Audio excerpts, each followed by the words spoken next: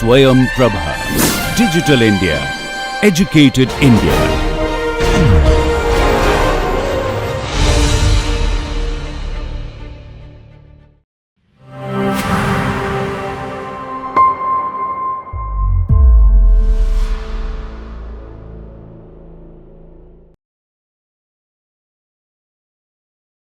Okay, welcome back everyone, and in this module we would like to see whether we can make the constraint forces to be zero. So we have seen that the total rate of work done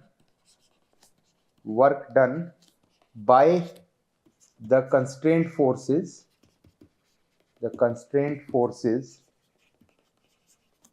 is zero, and we would like to do that by setting that. So when we talk about work, we mainly say that Fi dot C with Vi, the velocities, has to be zero. So this question, the alternate question that we want to answer as to the choice of AIs is, can we make AIs of T equal to Vi, right? And the solution lies to the fact that yes, since all constraints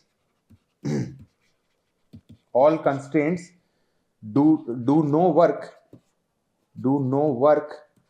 all constraints do no work, we have that summation Fi C dot Vi star is zero, right? So this is what we have. So let me call that this is the constraint.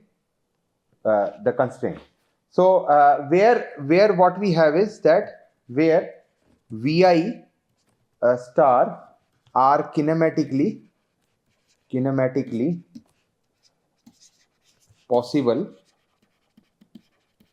set of particle velocities at time t. They are kinematic set of possible velocities at time t, and they need not be actual velocities which are creating actual motion. So all we want to make sure is that Vi star is such that it makes the work done by the constraint forces zero. So these are my virtual velocities. Okay, so here is one example as to what are these types of velocities, in a real life example. So for example, suppose we have a particle P of S is constrained to move on a smooth fixed surface sigma, and let V be the actual velocity of P, right? So since sigma is a smooth surface,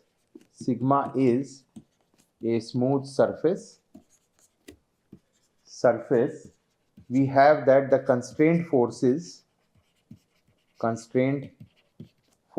are Fc are perpendicular to sigma, right? So for a smooth surface, the rolling condition is such that the velocity V is parallel to the surface and the forces Fc are perpendicular to the surface, right? So what we have is that in this case the virtual velocities are actually the real velocities, and we have that Fc dot with V will be zero. So in this particular case of smooth surfaces, the constraint forces do no work because they are perpendicular to the velocities. Forces do no work. Okay, so D'Alembert's principle. Okay, so we are ready to describe the principle that is there. So the so-called D'Alembert's principle. Okay. So the problem says if the constraint forces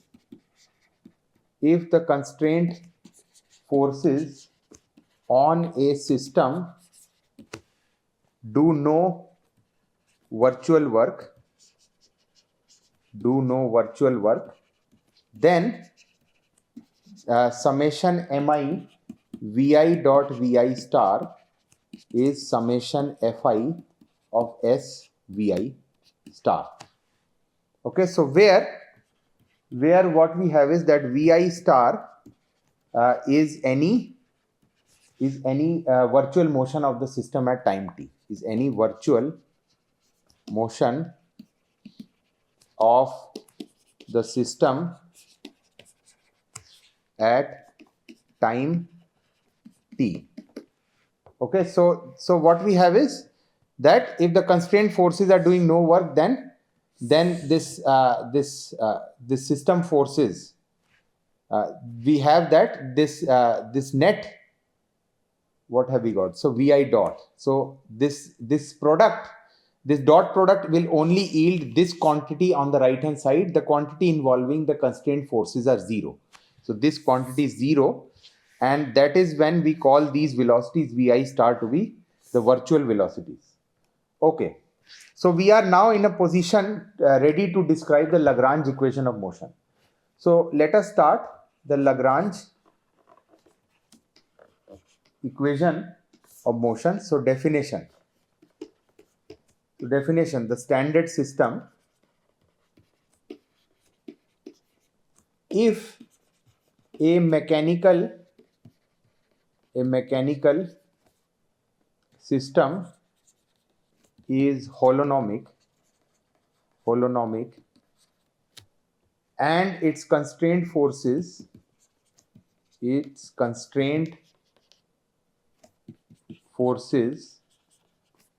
do no virtual work, then if the mechanical forces is holonomic and the constraint forces do no virtual work. So we are going to write the Lagrange equation of motion for the standard system. So this is my standard system. So we consider a standard system. So let me call this as SS. So we consider SS with n degrees of freedom.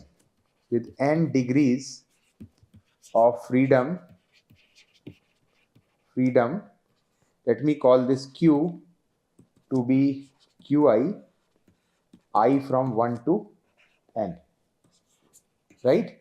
And we consider the first virtual motion V1, the first virtual motion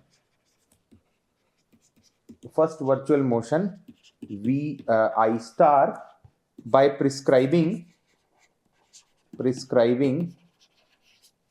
generalized velocities.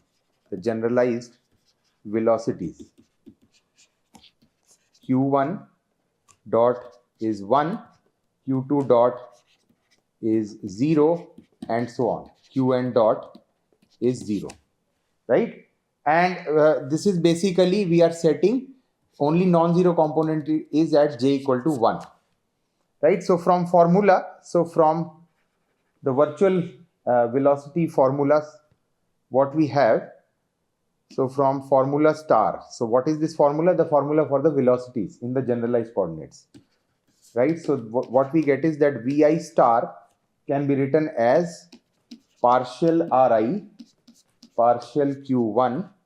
So this is I from 1 to n, right? And then from virtual work principle, what we get is that summation mi vi dot I from 1 to n dot with partial ri, partial q1 is summation fi of s partial ri partial q1, right? So this is what we have. So we can repeat this formula for virtual work. We can continue repeating it. So for example, repeat for j equal to 2, 3, 4. We see that this is going to be I from 1 to n mi vi dot with summation ri summation qj. This is summation I from 1 to n fi of s partial ri partial qj, right? And this is j from 1 to n, and these are my Lagrange equations of motion, right? So we can continue repeating, and we are going to get it for all j. So here j is varying. Okay, so now what we want to show is that we want to change the right hand side of the system, right? Or what we want to show is the following. So suppose, so for a holonomic system, we have that the kinetic energy is of the following form: T of q comma q dot. Then the RHS of 3 can be written as summation mi vi dot partial ri partial qj, right? And this is also equal to ddt of partial t partial qj dot minus partial t partial qj, right? So j is between 1 to n. Okay, so this is what we want to show. That the right hand side, the force equivalent can be written in terms of the kinetic energy equivalent. So to do that, let us now look at the proof of, and this is my Lagrange equation of motion. So the proof is as follows. The proof is, let us see what is the velocity. So the velocity vi can be written as partial ri partial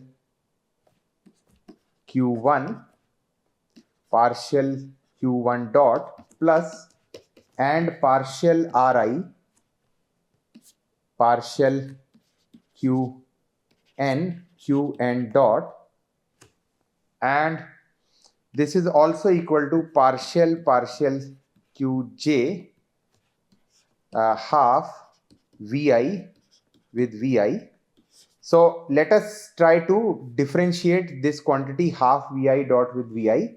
So this is vi dot with partial vi qj dot plus, so this is vi partial vi with qj dot, right? And this is also can be written as, this is vi dot with partial ri partial qj, and we know that this quantity is partial vi partial qj dot is also can be written as, this is partial ri partial qj, right? And we see that so this is what we have. Okay, so then if we were to differentiate this quantity with respect to t, we see that ddt is partial qj half vi dot with vi. This is also equal to vi dot partial ri partial qj plus vi ddt of partial ri partial qj, right? So what are we getting? So where are we getting this? The last one, this is coming directly from the formula itself, right? So so that is what. So we have just used the chain rule where the first component is differentiated, shown here.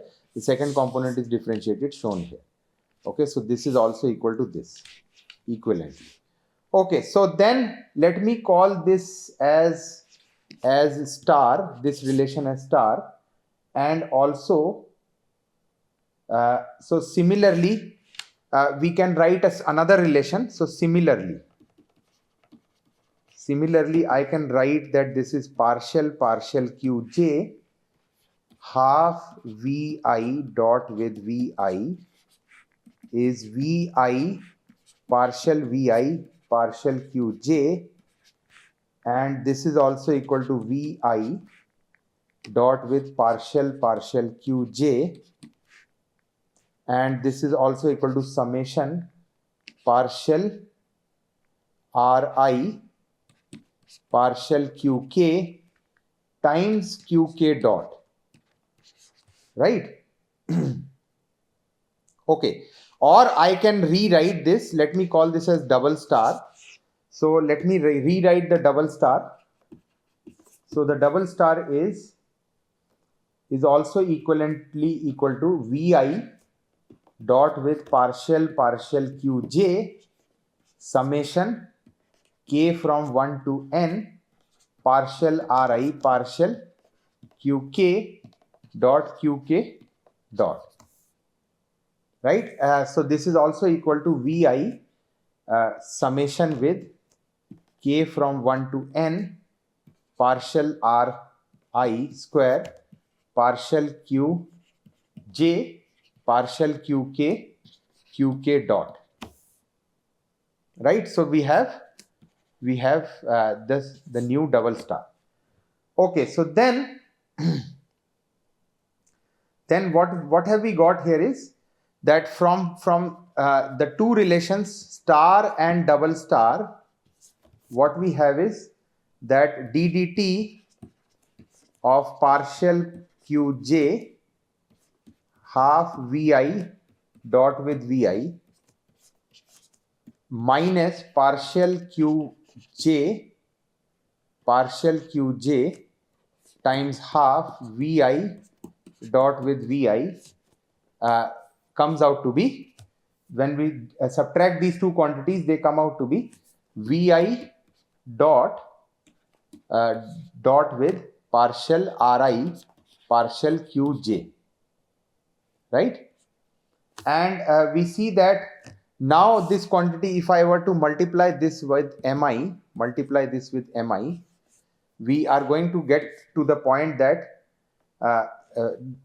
which is the Lagrange equation. So the Lagrange equation comes out to be that ddt of partial t partial qj dot minus d partial t partial qj, this is also equal to summation mi vi dot with partial r I partial qj, right? So this is what we have got. Okay, so we call this to wrap up our formal discussion, we will call these forces. So let me introduce some terms. So let me introduce a term of the so-called generalized forces. So generalized forces. Remember, in the previous slide we have derived the so-called Lagrange equation of motion, and now we are introducing some general terms. So first is the generalized forces.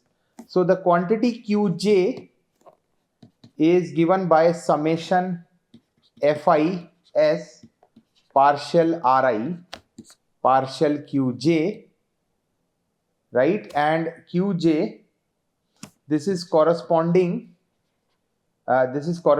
to qj, right? Okay, so what have we got here is that if we were to write down the Lagrange equations for standard system,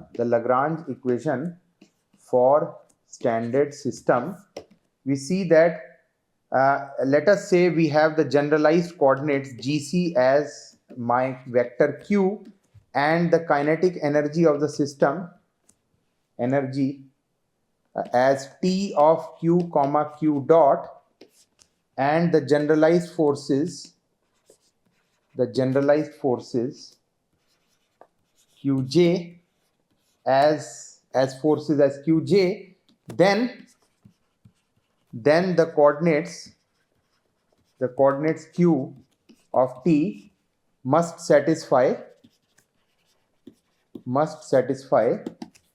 the following relations. So d dt of partial T partial Qj dot minus partial T partial Qj is equal to Qj, right? And for a conservative system, let us call these generalized. So these generalized forces, they depend on the so-called potential of the system, and we can write a simplified version of this Lagrange equation. So LE, right? So for conservative system, I can write that Qj is given by minus partial V partial Qj, right? So what we have is that so in this case, we have that integral Qj dQj, well, this is equivalent to saying that these forces can be integrated to give you the velocity Va minus Vb, right?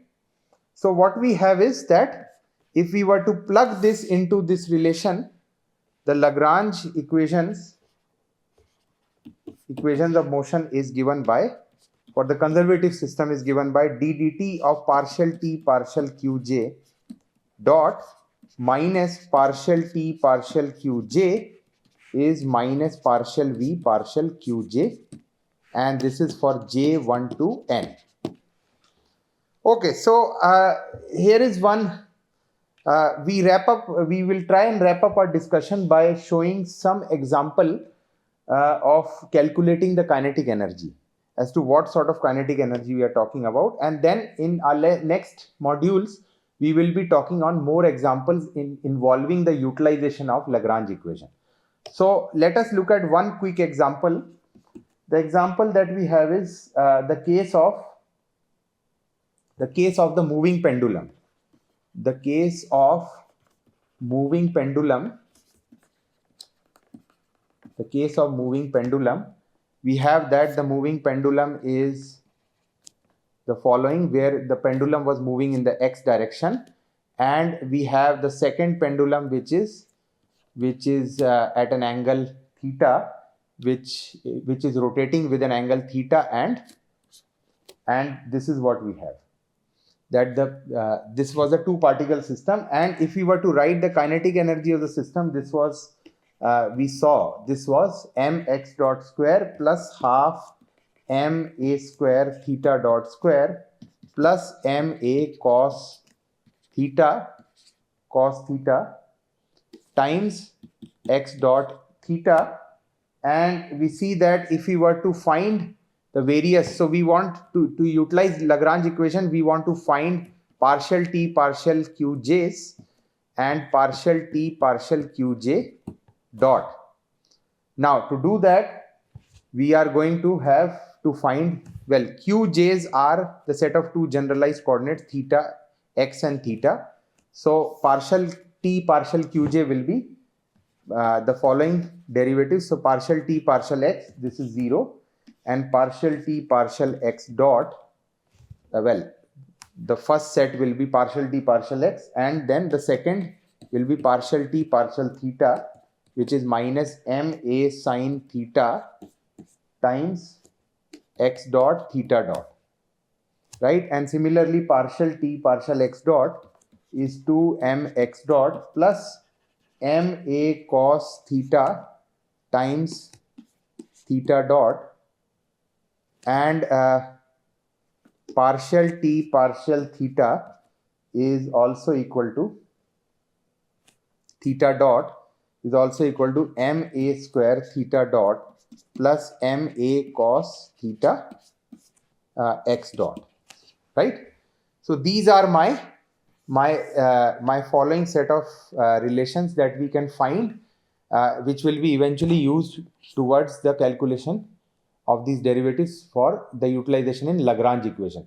So I wrap up my discussion here, and in the next module we will be looking at some real life applications involving the Lagrange equations. So thanks so far for listening.